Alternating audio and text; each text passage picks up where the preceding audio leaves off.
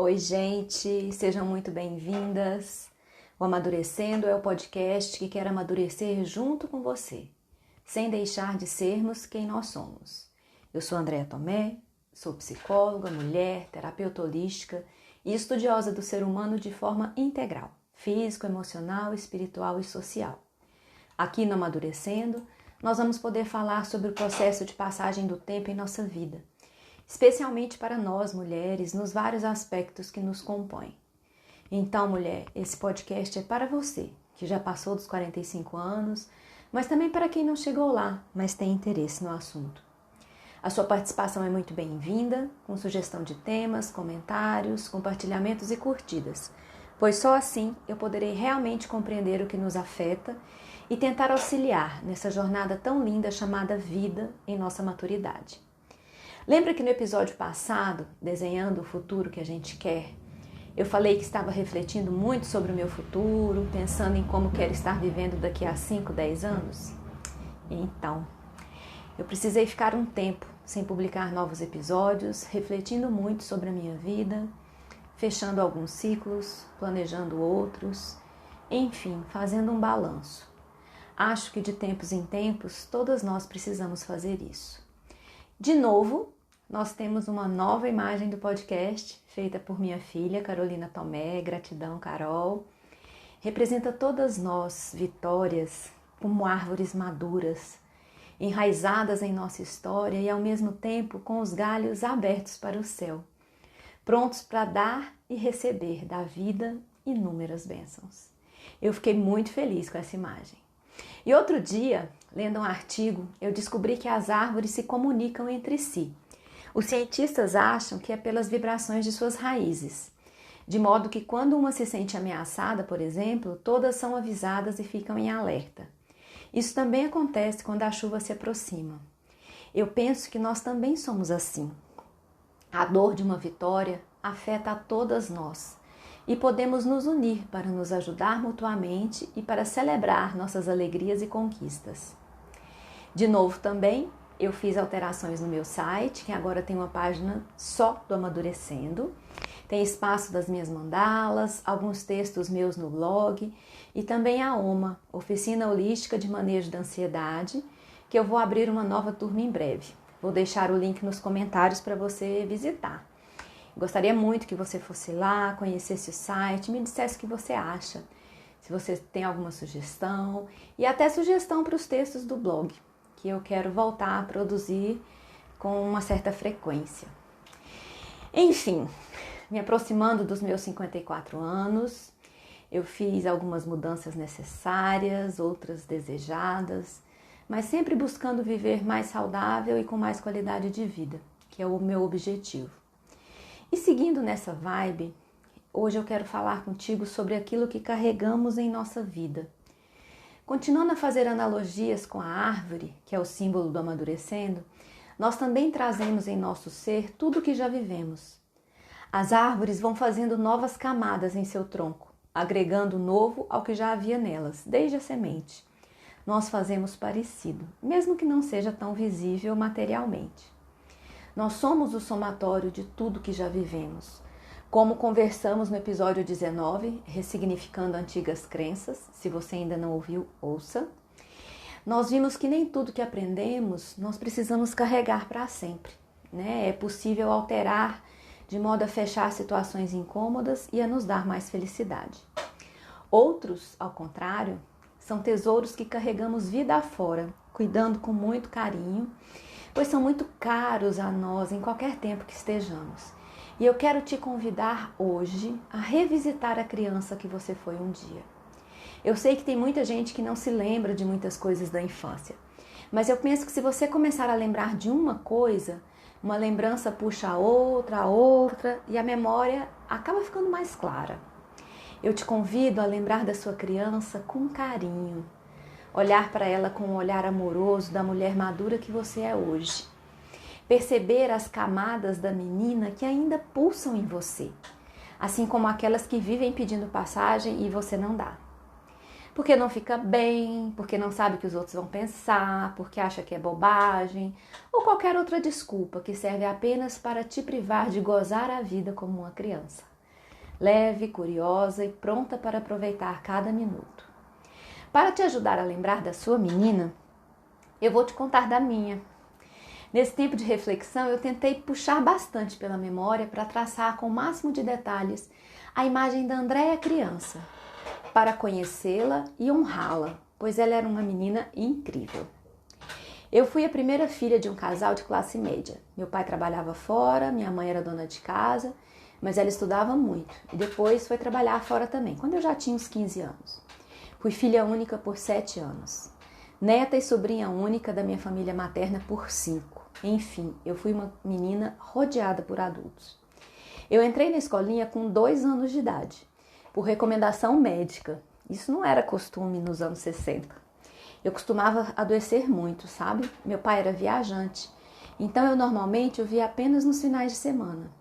Minha pediatra achava que se eu estivesse na escola, em contato com outras crianças, eu provavelmente iria sentir menos a falta do meu pai. Além de socializar, já que eu estava acostumada a ser o centro das atenções e ter todas as minhas vontades atendidas. Funcionou mais ou menos bem, porque eu fui muito mimada, mesmo já estando na escola. Mas foi ótimo para mim, porque eu aprendi a brincar com outras crianças, desenvolvi autonomia e despertou meu gosto pelo estudo, o que a Andréia adulta deve à Andréia menina até hoje. Eu brincava muito sozinha, então minha imaginação era muito fértil e a minha curiosidade infinita, traços que eu também mantenho. Quando meu irmão nasceu, eu tinha 7 anos e foi um baque para mim. Não por ter um irmão, afinal eu queria muito e vivia pedindo para minha mãe. Mas ele nasceu prematuro e minha mãe precisou ficar trancada com ele no quarto por 1 mês, sem contato comigo ou com qualquer outra pessoa, a não ser por uma porta entreaberta algumas vezes ao dia. Eu tive ciúmes. Foi na mesma época em que eu estava trocando os dentes e, para piorar, eu tive hepatite. Hepatite é terrível, gente. Eu precisei passar 3 meses deitada, me mexendo o mínimo possível. Até para ir ao banheiro eu tinha que ir em câmera lenta. Eu me afastei da escola mais cedo, em novembro. Então eu não tive final de ano na escola, tive um Natal esquisito. Uma tia muito querida veio me visitar e trouxe a árvore de Natal para o lado do sofá em que eu passava o dia inteiro deitada para eu ajudar a montar. A minha família me emprestou todos os LPs que tinham. LPs são discos de vinil. Meu pai me deu uma radiola. Talvez você se lembre das radiolas. Elas tocavam esses discos de vinil. E eu li toda a coleção do Sítio do Pica-Pau Amarelo do Monteiro Lobato. Moral da história. Virei uma leitora contumaz, apurei meu gosto musical e desenvolvi muito a paciência. Mas emagreci muito, tava banguela, parecia que eu só tinha cabeça. Foi terrível, gente, eu posso garantir. Na minha infância também, meu pai comprou uma fazenda e nós íamos para lá quase todo final de semana. Foi a descoberta de um novo mundo para mim.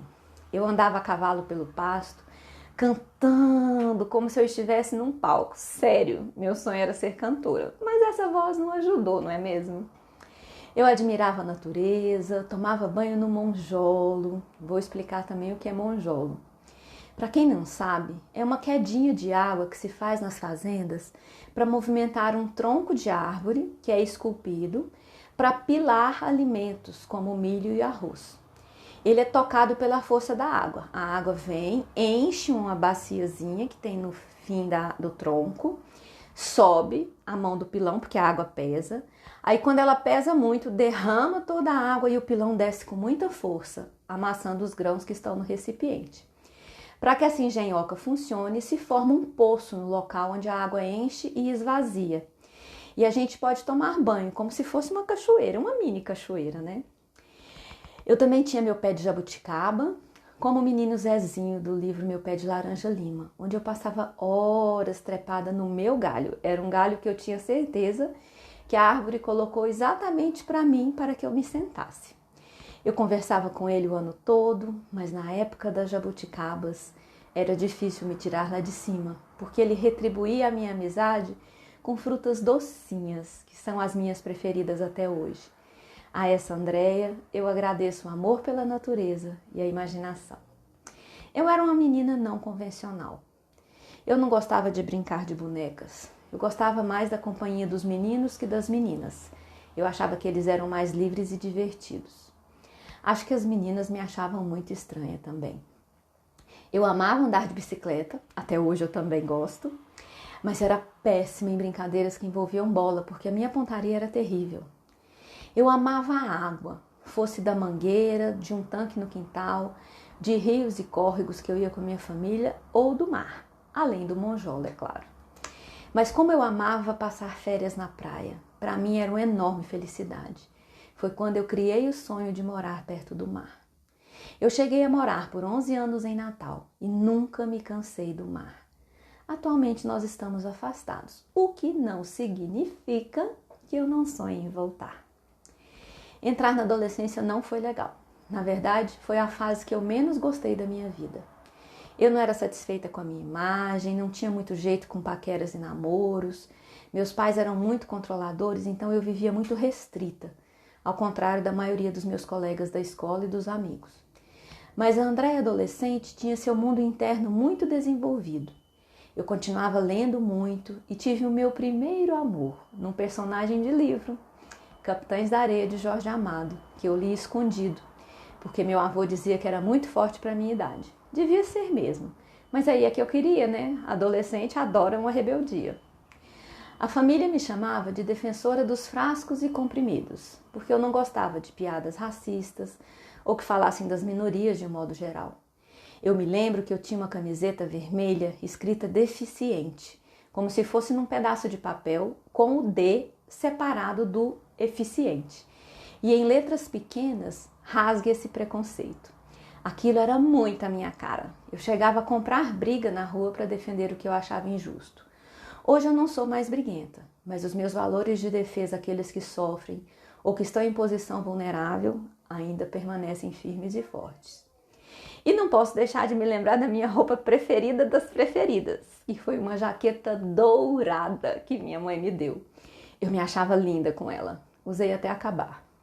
Outro dia, 2 amigas me mandaram fotos da época em que eu estava com a tal jaqueta.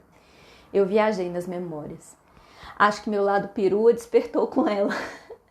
Esse eu não uso muito, ou não tanto quanto eu gostaria, mas eu tenho tentado me cuidar mais, não ficar tão sem paciência para me arrumar.